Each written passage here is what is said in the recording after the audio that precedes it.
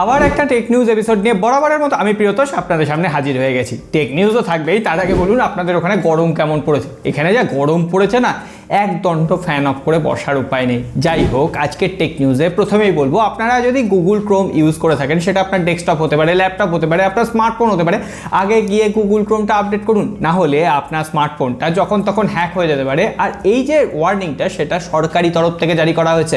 সুতরাং আপনি যেখানে বসে থাকুন, আগে আমাদের ভিডিওটা স্কিপ করতে হবে না, আগে লাইক সাবস্ক্রাইব এগুলো করে দিন, তারপরে ভিডিওটা শেষ করে অবশ্যই আপডেট করে নেবেন। আর হ্যাঁ, 1,500 লাইক করার আরও একবার টার্গেট আপনাদেরই দায়িত্ব দাদা।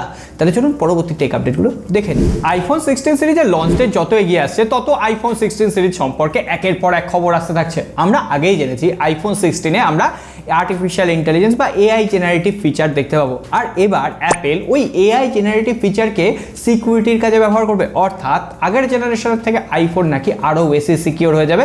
এমনকি তার থেকেও বড় কথা, এআইকে এবার ক্যামেরা ইমপ্রুভমেন্টের জন্য কাজে লাগানো হবে। হয়তো আগের যে জেনারেশনের সেন্সার, আমরা সেই একই সেন্সার পাবো, কিন্তু ইমেজ কোয়ালিটিতে অনেক বেশি ইমপ্রুভমেন্ট দেখতে পাবো। আর এখনো পর্যন্ত যেটুকু খবর রয়েছে, আইফোন 16 সিরিজ আগের জেনারেশনের দামেই লঞ্চ হচ্ছে, অর্থাৎ প্রাইস বাড়বে না, উপরন্তু আমরা আর্টিফিশিয়াল ইন্টেলিজেন্সের ফিচার পাবো। তবে হ্যাঁ, আইফোন 14 সিরিজ বা আইফোন 15 সিরিজ যারা কিনেছেন, তাদের কোনো ভয়ের কারণ নেই। আইফোন 16 সিরিজে যে এআই জেনারেটিভ ফিচারগুলো আসবে, সেগুলো পুরনো আইফোনও অ্যাপেল রোল আউট করবে। আর এটা আশা করাই যায়, কারণ অলরেডি স্যামসাং পুরনো যে তাদের ডিভাইসগুলো রয়েছে, সেখানে আর্টিফিশিয়াল ইন্টেলিজেন্সের ফিচারগুলো রোল আউট করেছে আপডেটের মাধ্যমে, তো অ্যাপেলও করবে, কম্পিটিটর বলে কথা। গুগলের পিক্সেল 9 সিরিজের বেশ কিছু ইমেজ সামনে চলে এসেছে। বলা হচ্ছে জুন মাস নাগাদ গুগলের যে আইও হবে, সেখানে গুগলের পিক্সেল 9 সিরিজের তিনটে স্মার্টফোন, গুগলের পিক্সেল 9, 9 প্রো এবং 9 প্রো এক্সেল লঞ্চ হবে। যদিও আমাদের দেশগুলোতে হয়তো একটা স্মার্টফোনই লঞ্চ হবে, কিন্তু ইউরোপের কান্ট্রিতে 3টে স্মার্টফোন লঞ্চ হচ্ছে। পিক্সেল 9-এ এখানে 6.03 ইঞ্চির একটা ওয়েলেড ডিসপ্লে থাকবে, ডুয়েল রিয়ার ক্যামেরা থাকবে। আর 9 প্রো যে ফোনটা, সেখানে কিন্তু 6.1 ইঞ্চির ডিসপ্লে থাকবে, ট্রিপল রিয়ার ক্যামেরা থাকবে। এমনকি 3টে স্মার্টফোনে টেনসারের G4 চিপসেট থাকছে। আর পিক্সেল 9 প্রো এক্সেল সেখানে সব থেকে বড় ডিসপ্লে 6.7 ইঞ্চির একটা ওয়েলেড ডিসপ্লে থাকবে, 120 হার্টজের রিফ্রেশ রেট থাকবে, আর সেখানেও ট্রিপল রিয়ার ক্যামেরা, এমনকি টেলিফটো সেন্সারও ইউজ করা হতে পারে।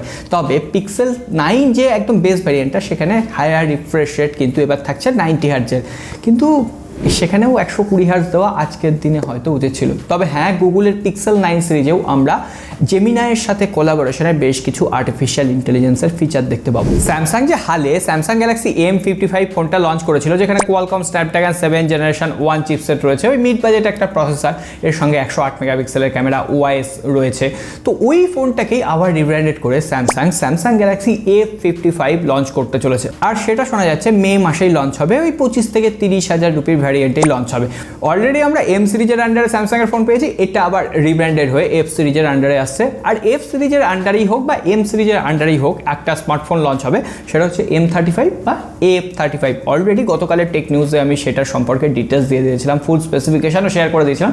এই জন্য বলি, প্রত্যেকদিন টেক নিউজ কিন্তু মিস করা যাবে না। তবে হ্যাঁ, এত কিছুর পরে অবশেষে স্যামসাং নিজের দোষ স্বীকার করতে বাধ্য হলো। স্যামসাং স্বীকার করলো স্যামসাংয়ের যে S21 সিরিজ রয়েছে, এমনকি S20 সিরিজের বেশ কিছু স্মার্টফোনে গ্রিন লাইন ইস্যু এসছে। আর তার প্রবলেম সমাধান হিসেবে স্যামসাং বলেছে, যদি আপনার ফোন ওয়ারেন্টি পিরিয়ডের মধ্যে নাও থাকে, তাহলেও S20 সিরিজের মধ্যে S20, S20 প্লাস এবং S20 আলট্রা, নোট 20 আলট্রা, এমনকি স্যামসাংয়ের S21, S21 প্লাস এবং S21 আলট্রা, এই সমস্ত যে ফোনগুলো, সেখানে যদি গ্রিন লাইন ইস্যু এসে থাকে, এমনকি যদি আপনার স্মার্টফোনে কোনো রকম চোট আঘাত না লেগে থাকে, কোথাও যদি কোনো রকম স্ক্র্যাচ বা ডেন্ট না লেগে থাকে, তাহলে আপনার ফোনটা কিন্তু ফ্রিতে স্যামসাং সারিয়ে দেবে, এমনকি ব্যাটারি রিপ্লেসমেন্টও করে দেবে। কিন্তু তার থেকেও বড় কথা, আপনি নোট 20 বা S20 সিরিজের যদি কোনো স্মার্টফোন ইউজ করে থাকেন, এই যে 3-4 বছর হলো, আপনার স্মার্টফোনে স্ক্র্যাচ আসতে বাধ্য, যতই আপনি কভার লাগিয়ে ইউজ করুন, আর তখনই স্যামসাং এটাকে নাকচ করে দেবে।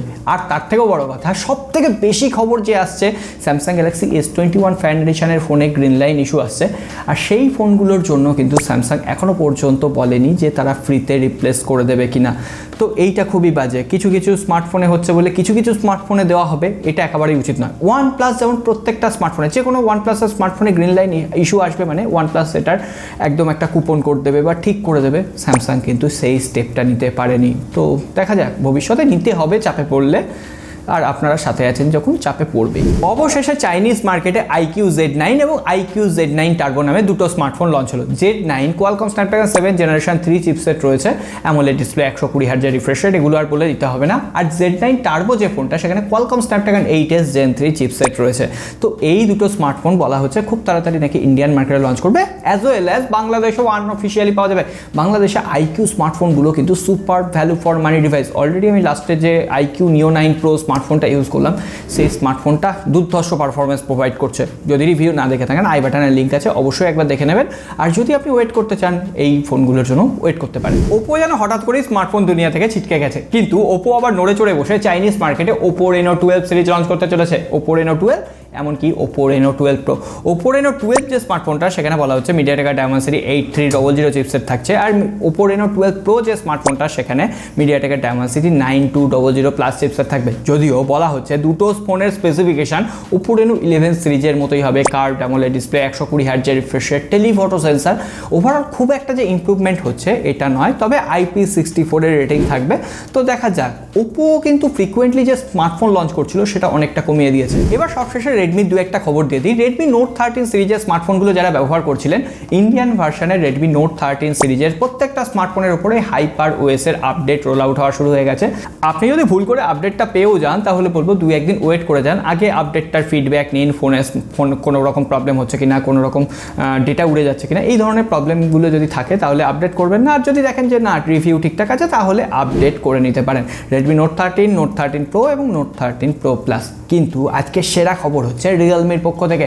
রিয়েলমি GT Neo 6 AC গত 14 তারিখ চাইনিজ মার্কেটে লঞ্চ হয়েছে। ফোনটার দাম 22,000 রুপির আশেপাশে রাখা হয়েছে এবং সেখানে যে স্পেসিফিকেশন দেওয়া হয়েছে সেটা দেখলে জাস্ট আপনি চমকে যাবেন। প্রথমত কার্ভড অ্যামোলেড ডিসপ্লে রয়েছে 1.5K আর 6000 নিটসের পিক ব্রাইটনেস রয়েছে, সুতরাং বুঝতেই পারছেন পুরো ফ্ল্যাগশিপ একটা ডিসপ্লে এক্সপিরিয়েন্স কিন্তু সেখানে প্রোভাইড করতে পারবে। যদিও 6000 নিটস এটা অনেকটাই গিমিক, কিন্তু তা সত্ত্বেও এখানে কোয়ালকম স্ন্যাপড্রাগন 7 জেনারেশন 3 চিপসেট রয়েছে, 5500 mAh এর ব্যাটারি, 100 ওয়াটের চার্জার, 50+8 মেগাপিক্সেলের ক্যামেরা, এছাড়াও এখানে 32 মেগাপিক্সেলের সেলফি ক্যামেরা রয়েছে। এই ওভারঅল স্পেসিফিকেশনটা বলা হচ্ছে 30,000 রুপির নিচে ইন্ডিয়ান মার্কেটে লঞ্চ হবে। তাহলে বাংলাদেশে 35 থেকে 40,000 টাকায় এই স্মার্টফোনটা যদি মে মাসের শেষের দিকে পাওয়া যায় তাহলে সেই প্রাইস পয়েন্টে দাঁড়িয়ে রিয়েলমির এই স্মার্টফোনটা একদম কিলার স্মার্টফোন হয়ে যাবে। অলরেডি রিয়েলমির কাছ থেকে আমরা এই ধরনের স্মার্টফোন পেয়েছি, রিয়েলমি X সিরিজের আন্ডারে X50। তারপরে রিয়েলমি কিন্তু ওই মার্কেটটা থেকে হারিয়ে গেছে, এই স্মার্টফোনের হাত ধরে ওই মার্কেটে ফিরতে চলেছে। আর এই ফোনটাকে সরাসরি কম্পিট করবে রেডমি টার্বো 3, আর সেটারও স্পেসিফিকেশন আপনাদের সামনে দিয়ে দিলাম। এই দুটো ফোনের মধ্যে আপনারা হলে কোনটা চুজ করতেন, রেডমি না রিয়েলমি? কমেন্ট বক্সে লিখে জানান। তবে হ্যাঁ, আর কিছু চুজ করুন না করুন, লাইক বাটনটা কিন্তু চুজ করে যাবেন। আর সকলে ভালো থাকবেন, সুস্থ থাকবেন, আর হ্যাঁ গরমে কিন্তু সাবধানে থাকবেন। দেখা হবে আগামী পর।